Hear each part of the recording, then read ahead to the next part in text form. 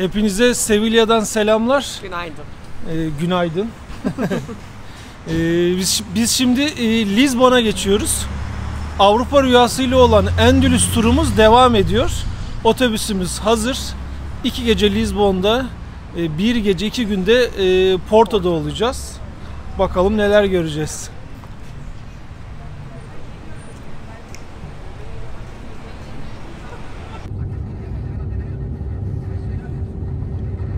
...18 yılında Portekizli kaşif Vasco da Gama'nın Hindistan'a deniz yoluyla gitmesinin 500. yılına. Lizbon'a nihayet indik. Bugün bayağı otobüs yolculuğu yaptık. 6 saatten fazla. Evet, mola vere vere toplamda 6 saati bulmuştur. Şimdi direkt hani otele gitmiyoruz, şehri geziyoruz. Hava akşam 9'da kararıyor, hala vakit var. Önce Belem'e geldik. Belem'den gezmeye başlıyoruz.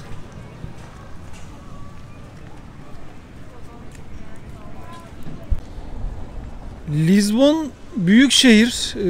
3 milyon nüfusu var. İstanbul'a benzerliğiyle de biraz biliniyor.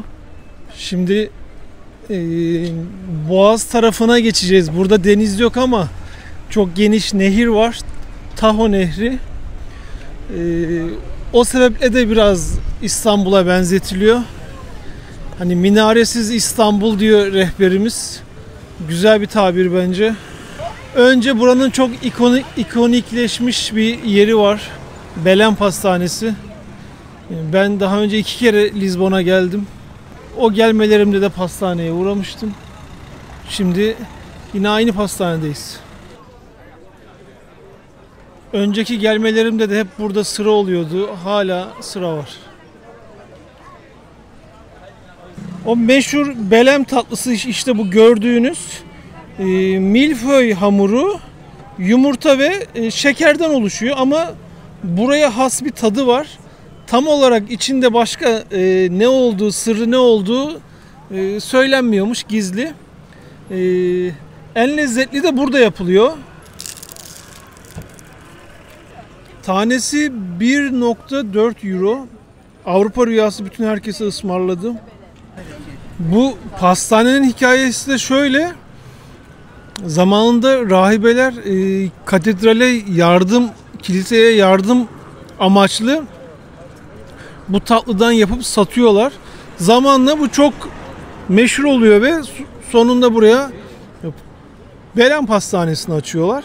Ama aşırı turistik ve gerçekten de lezzetli. Bura gibi bu tatlıyı kimse yapamıyormuş. Ben önceki gelmelerimde böyle tuktukları hatırlamıyorum. Sanki bunlar yakın zamanda olmuş gibi. Elektrikli. Aynı Uzak Doğu'da, Tayland'da olduğu gibi taksi görevi görüyorlar. İşte İstanbul'a benzetilmesinin sebeplerinden biri gördüğünüz bu boğaz. Ama burası deniz değil, nehir. Yaklaşık 1050 kilometre uzunluğunda Taho Nehri. Toledo'da da bu nehri görmüştük. O videoda da bahsetmiştim. Lizbon'a gidince bu nehri tekrar görürüz diye.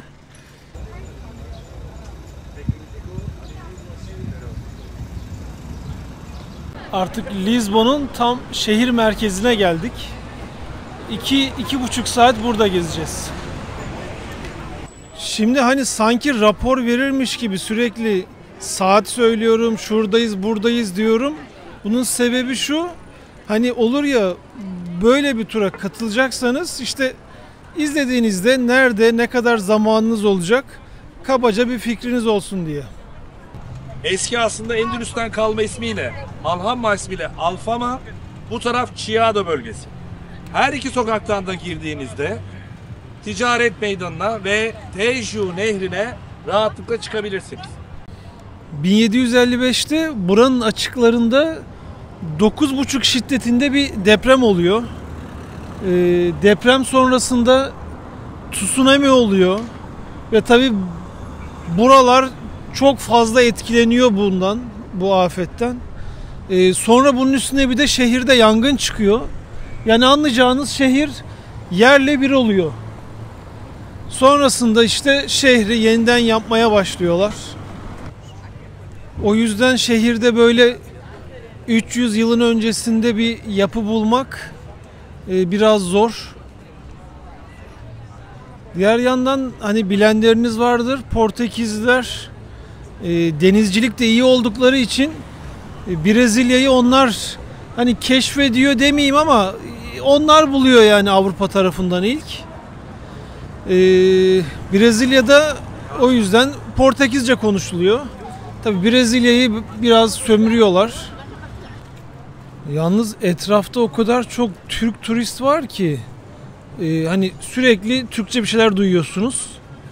Hani bizim gruptan değil, başka grupları da sürekli görüyoruz. Şu an burada hava 27 derece, gölgede çok güzel serin serin gezebiliyorsunuz. Şu sağda şimdi bir asansör var, muhtemelen onu göreceğiz. Evet. Bu demir asansörün yapılma sebebi 1902 yılında yukarı mahalleyle aşağıyı birbirine bağlaması daha kolay, hani inip çıkılması için. Şu arkada da böyle direkt uzanan başka bir yolu var. Yine ben bizim İstiklal Caddesi ile örnekleyeceğim ama yalnız bu Endülüs gezimiz boyunca bu kadar çok kalabalığı pek gördüğümü hatırlamıyorum. Yani Barcelona'da bile bu saatlerde böyle bir turist kalabalığı yoktu.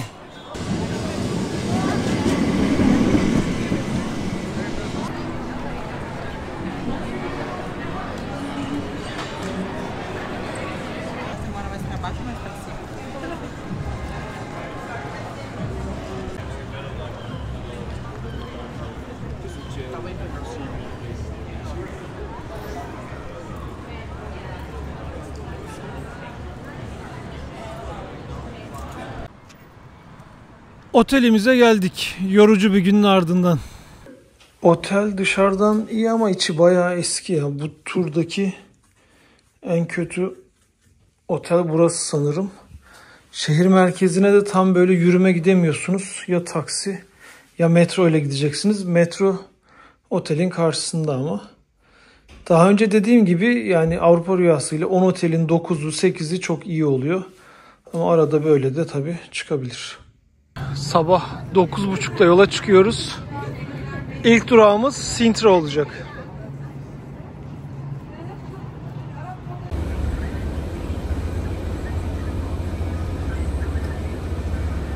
Lizbon'dan yarım saate Sintra'ya geldik. Hatta belediye otobüsleriyle de buraya gelebiliyorsunuz.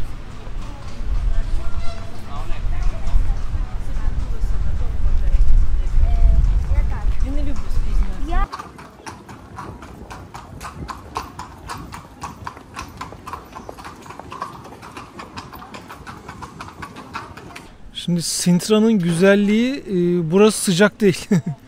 Lizbon'da dün biz biraz sıcaktan bunaldık ve nemden. Burada nem yok ve aşağısı kadar da sıcak değil. O yüzden Portekizliler genelde yazın buraya gelirlermiş. Burası bir hani dağ köyü gibi düşünebilirsiniz. Bakın şurada tepede yukarıda bir kale var. O Arap kalesiymiş. Google'a Sintra yazdığınızda böyle renkli bir saray görünüyor. O saray buranın da arkasında. Oraya gitmek için en az bir yarım gününüzü ayırmanız gerekiyor. Biz tabii ki onun için gitmeyeceğiz.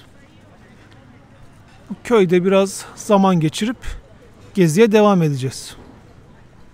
Bu gördüğünüz tamamen çikolata. Bunun içine alkollü ya da alkolsüz likör ya da vişne kompostosu koyup içebiliyorsunuz. Buraya özelmiş 1 euro. Avrupa rüyası yine burada hepimize ısmarladı.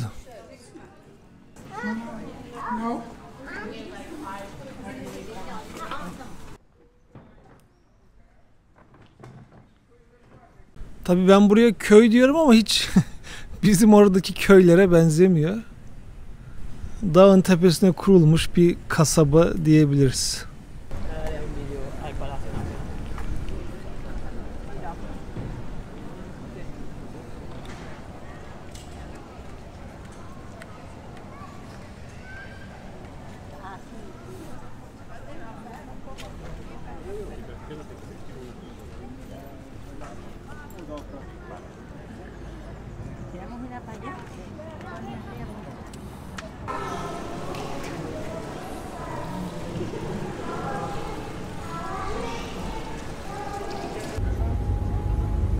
Öyle güzel bir yer, öyle keyifli bir yer. Tadını çıkartın. Sertifika alabilirsiniz. Sintra'dan sonra Roka Burnu'na geldik. Burası tabi bilenler vardır içinizde belki. Avrupa'nın en ucu, en uç noktası, en batı noktası. Şurada işte karşı taraflarda bir yerlerde Latin Amerika var.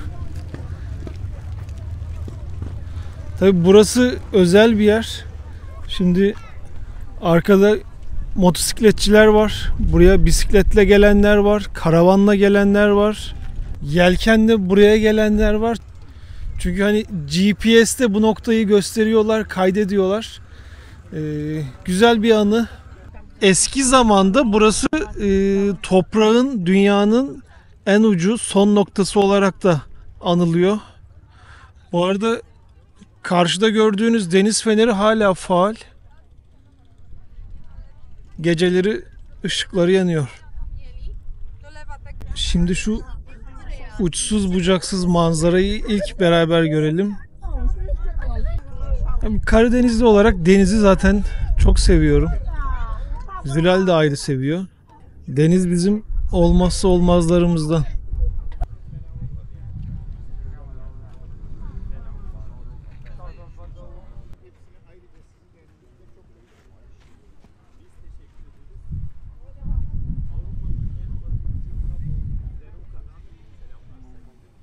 Roka Burnu'ndan yine tabi otobüsle hemen Kaşkayış'a geldik. Bir yarım saat kadar sürdü. Burası genelde Portekiz varlıklı insanların yaşadığı yermiş. Savaş dönemlerinde de Avrupa'da imkanı olanlar bu tarafa kaçıyorlarmış. Zaten hani kıtanın artık en ucu, daha buradan başka gidecek yer yok diye. Burada balıkçılar var. Balıkçı malzemeleri, orada plaj, insanlar denize giriyor. Karşıda teknelerin yanaştığı iskele. Sanki çok ideal yer değil gibi denize girmek için ama. Burada Ronaldo ve Mourinho'nun da yazdıkları varmış. Yani çok önemli bir bilgi değil ama olsun, yine de söyleyelim. Gezinin sonlarına geliyoruz. Lizbon'dan Porto'ya gideceğiz. Bir gece Porto'da kalıp artık ülkeye dönüş yapacağız. Porto'ya gidiyoruz dedim ama yol üstünde Obidos değil mi? Obidoş. Obidos ya da Obidos da olabilir. Öyle bir kasabaya uğradık. 3000 nüfuslu küçük bir yer. Son zamanlarda buraya balayı için gelenler oluyormuş. Bunun sebebi de şundan geliyor. 1800'lerde evlilik teklif etmek için hükümdarın oğlu evleneceği kişiye hani nişan hediyesi olarak bu kasabayı vermiş. Hediye etmiş kasabayı.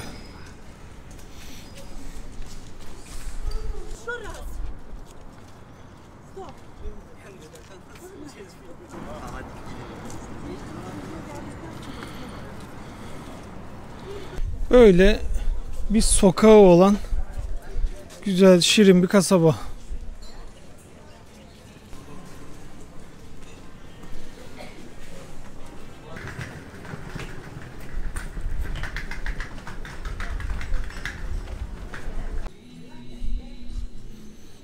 Çok tatlı bir kitapçı da var burada.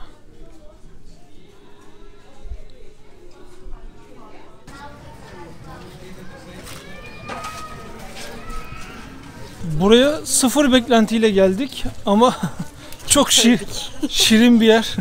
Sırf fotoğraf çekinmek için, fotoğraf çektirmek için, Instagram için uğranılır. Hele ki Porto, Lizbon arası gidip geliyorsanız kesinlikle uğrayın.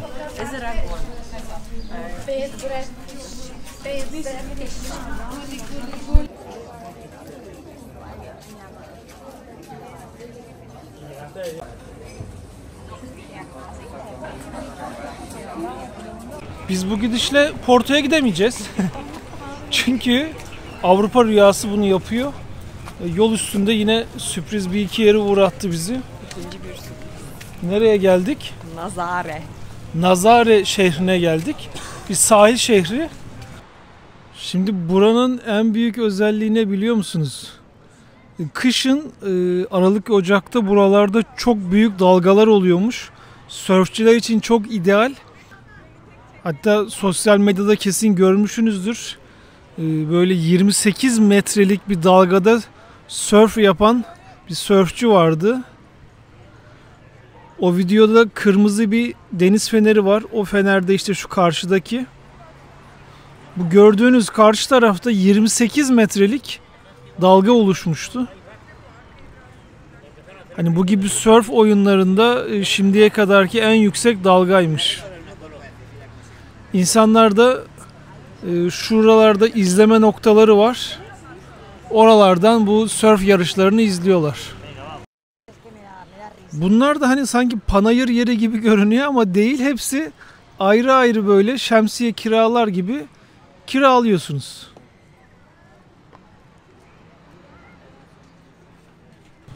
Çok güzel bir sahil şeridi.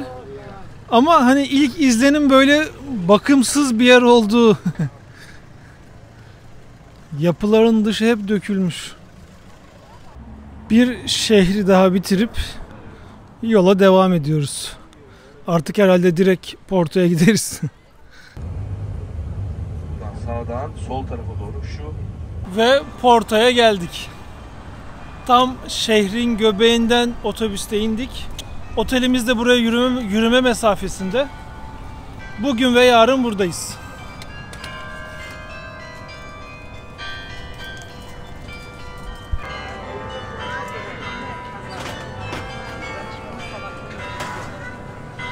Kuleye 240 basamakla çıkabiliyorsunuz. 1754 yılında yapılmış. Hani Lizbon'da bahsetmiştim ya 1750'lerde büyük bir deprem oluyor diye. Muhtemelen o depremden sonra yapılmıştır. Çünkü burası da o depremden çok etkilenmiş. Porto'ya bu benim 3. gelişim. Porto'yu seviyorum. Lizbon'dan daha çok seviyorum. Yani şehrin böyle güzel yerlerin neredeyse yürüyerek gezebilirsiniz. Biraz inişli çıkışlı, rampalı. Öyle bir handikapı var ama yine de bence burası daha güzel. Yalnız maalesef her yerde metro çalışması var ve bu ister istemez gezi keyfini biraz düşürüyor. Bakalım, umarım her yerde yoktur ama hangi sokağa girdiysek hep bir çalışma vardı. Bu arada karşımızda da tarihi tren istasyonu var. İçi çok güzel. Buraya geleceğiz. Karşıda da şehrin belki de en meşhur köprüsü var. Onun üstünden yürüyeceğiz. Oradan manzarayı izleyeceğiz.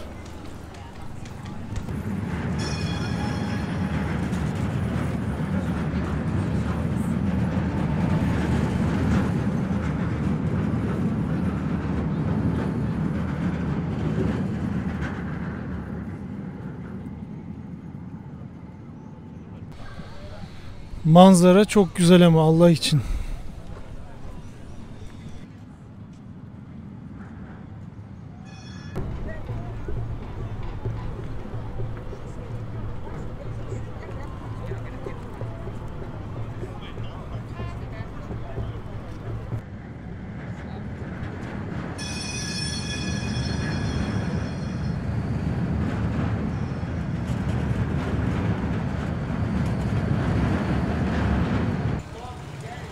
Yine ben o meşhur benzetmeyi yapacağım. Burası aynı bizim Taksim'deki İstiklal Caddesi gibi. Ortasından da yine tramvay hattı geçiyor. Burada serbest zamanımız var. Birkaç saat böyle herkes kendisi gezecek. Yıllardır dünyayı geziyorum, gezmeye çalışıyorum. Şu an bulunduğumuz cadde gibi birçok caddeyi gördüm. 14 yıl, 15 yıl önce de gördüm. Yakın zamanda da gördüm. Hani şunu söyleyebilirim, günden güne bu gibi caddeler popülaritesini belki yitirmiyor ama daha bir böyle köhne görünüyor. O büyük lüks markaları görmüyorsunuz bu caddelerde. Eskisi gibi albenili olduklarını artık düşünmüyorum. Yani bizim İstiklal Caddesi de bence öyle. Şu an burada bulunduğumuz cadde de bence öyle. Hani şunu da söyleyeyim. Porto'ya gelir gelmez bahsetmiştim ama yani Porto Lizbon'a göre daha böyle samimi, sıcak geliyor bana. İşte şu tek bina caddeyi güzelleştirdi.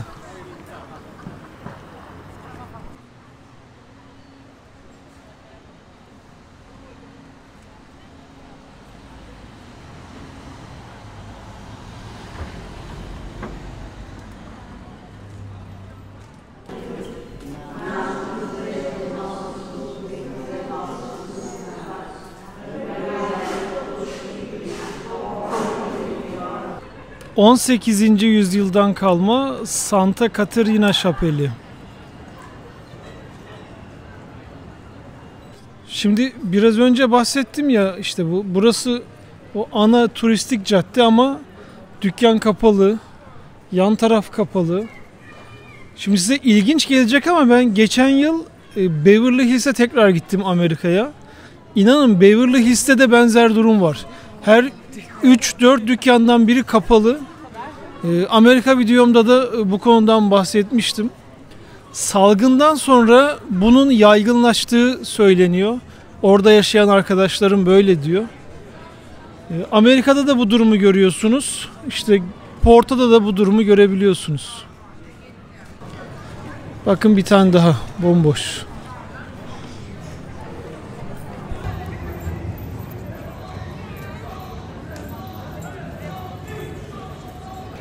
Yine hemen aradaki o yoğun caddelerde de birçok kapalı dükkan var. Buralarda biraz evsiz de çok.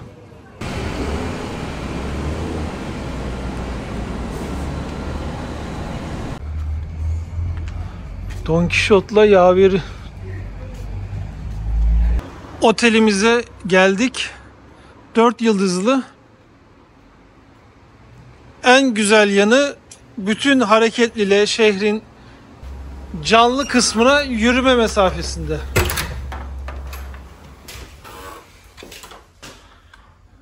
Evet. Otel yenilenmiş. Girişi de gayet iyiydi. Dünkü otel bir tık hani böyle ortalamaydı ama bu son geceyle kurtarmışlar. Yani buralarda sokak hayvanı göremiyorsunuz ama gördüğünüz gibi martılar onların yerine yapacaklarını yapıyorlar. Köprüye tekrar geldik çünkü gün batımını bir de buradan izleyelim dedik.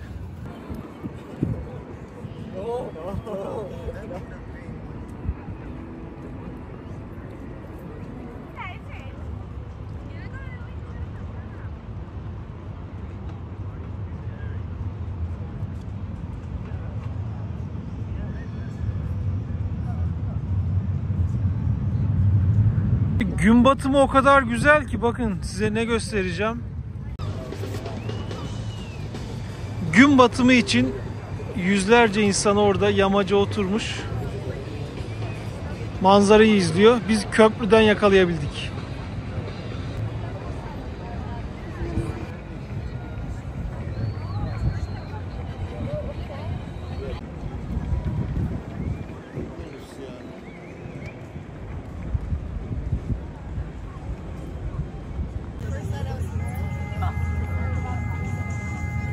Biz yetişemedik ama şu manastırdan da gün batımı çok iyi izlenirdi. Porto'nun tarihi Lizbon'dan çok daha önceye dayanıyor. O anlamda hani burası daha bir hisli bir şehir bence. Bizce. Nehir kenarına iniyoruz. Anlayacağınız üzere biraz önce karşıdaki köprüdeydik.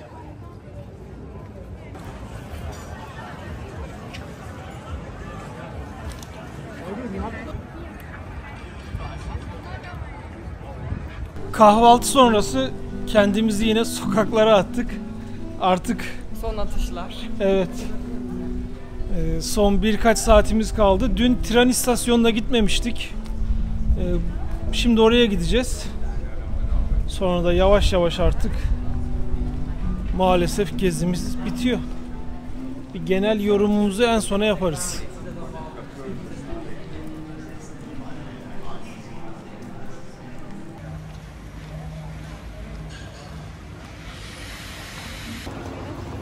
Maalesef tren istasyonunun önünde de metro çalışması var.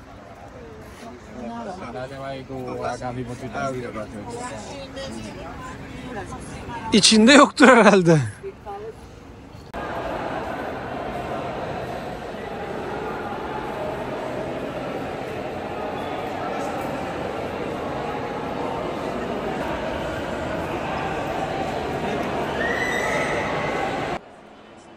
São Berto tren istasyonundayız. 1904'te buranın inşaatı başlamış. 1916'da açılmış.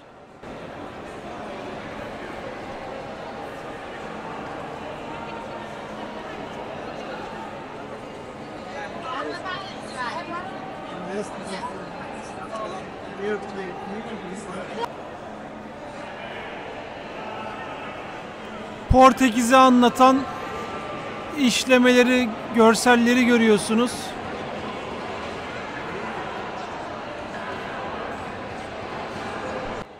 Şimdi şu kare kare seramikler var ya, onların adı azulejo diye geçiyor Portekizce'de.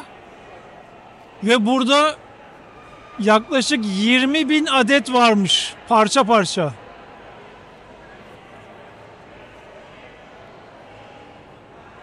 Yalnız içeride çok fena uğultu var. Tam film sahnelik bir yer.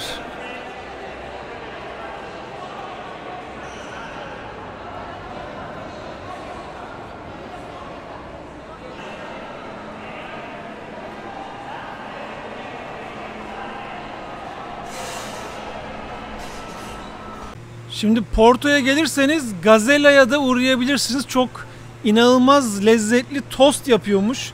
Hani tost ne kadar güzel olabilir ki dedik biz de, ama illa bir yiyin dediler. Bakalım. Bir tane söyleyip bölüşeceğiz. Dana eti bu arada. Sığır eti ve peynirli. Hop.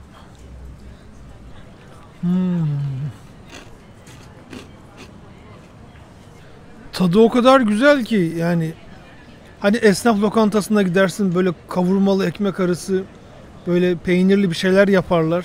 Sanayi bölgesinde, tırcıların gittiği yerde aynı onun gibi çok güzel. Akşam keşke buraya gelseydik dedik. Porto'ya gelirseniz uğramadan gitmeyin. Porto yine benim favorim Portekiz'de. Ama şu metro inşaatları, büyük binalardaki inşaatlar biraz gezi keyfini düşürüyor. Yani Portekiz'e bir gezi planınız varsa belki 1-2 yıl sonra yapsanız daha iyi olabilir Porto için. Sen ne diyeceksin canım? Lizbon'la Porto'yu kıyaslarsak eğer, Lizbon daha büyük. Böyle genele yayılmış, yürüyerek gezilemeyecek gibi. Ama Porto'da dünden beri binlerce adım atıp geziyoruz. İnşaat konusunda evet haklısın. Sanki şehri çevirmişler de baştan inşa ediyorlarmış gibi. Ama şu mozaik olayı acayip hoşuma gitti. Portekiz güzel ülke, ben seviyorum. Biz tabii bu gezide sadece Portekiz'i gezmedik. Bu Endülüs turunun içindeki bir ülkeydi. İber Yarımadası'nı gördük. İspanya'da birçok yere gittik. En uç nokta, Avrupa'nın en uç noktasına kadar. Evet. Yani Avrupa'daki ana karanın en uç noktasına kadar gittik. Tabii Endülüs denilince Elhamra Sarayı en meşhur olan yerlerden biri. Önceki videolarda onu paylaştık. Biraz parlatılmış bir yer ama yine de tabii ki çok güzel. Oralara gittim mi kesinlikle biletinizi önceden ayarlayın. Endülüs turu için ne diyeceksin? Hatta o bilet kısmını o Nasrid saraylarının olduğu bileti ayarlayın. Evet, evet. Çünkü bahçeler de çok güzel ama asıl olay sarayda. Yani saray biletleri çabuk tükeniyordu. Avrupa rüyasıyla gelirseniz zaten bizim tüm ekibin biletini onlar ayarladı. Onlar alıyorlar. Ama bireysel gelirseniz de ona hesaba katın. Merhaba. Merhaba. Bizim ekipten arkadaşlar. Tur hakkında genel olarak ne diyeceksin canım? Tur yine çok güzeldi. Yoğundu. Böyle hızlı hızlı koştur koştur. Ama daha fazla şehir görebilmek için katlanılıyor. Evet. Sıcak mı? Sıcak, hatta şu anda da bunalmış Ya biz durumdayım. Temmuz sonunda buradayız. Aslında ben daha bir Ama evet. kavurucu, bunaltıcı sıcak bekliyordum. Yani belki 10 günün 1-2 günü bunalmışızdır. Diğerleri kabul edilebilir. Şu an öğlen 12 ama bakın gölgede gayet rahat rahat. Yani geziden Geziliyor vazgeçilecek yani. kadar sıcak Değil, değil. değil. Biz öyle Ya sonuçta- korkarak gelmiştik ama o kadar değil. Açık alanda güneşin altında değilsiniz hep. Evet. İspanya ayağında Sevilla'yı çok sevdik. Toledo'yu sevdik. Granada'yı sevdim. Granada'yı sevdik. Yani Barcelona biraz Gaudi'nin sayesinde popüler olmuş bir şehir. Çok kalabalık. Gaudi'yi çıkarsanız Barcelona'ya herhalde pek giden olmaz. Madrid de keza öyle, hani çok böyle aman aman illaki gidin görün diyeceğimiz bir şehir değil. Ama hani bu gezide 10 günde 11 günde İspanya ve Portekiz'i gerçekten sindire sindire gezdik diyebilirim. Çünkü çok şehrinde bulunduk. Hani yani çok doyurucuydu. Evet. O anlamda hani sadece Endülüs özelinde bakmaktansa belki hani bu iki ülkeyi de hem geziyorsunuz gibi düşünebilirsiniz. Portekiz'de bu arada evsiz çok. Arkalarda görüntüye girmiş olabilir.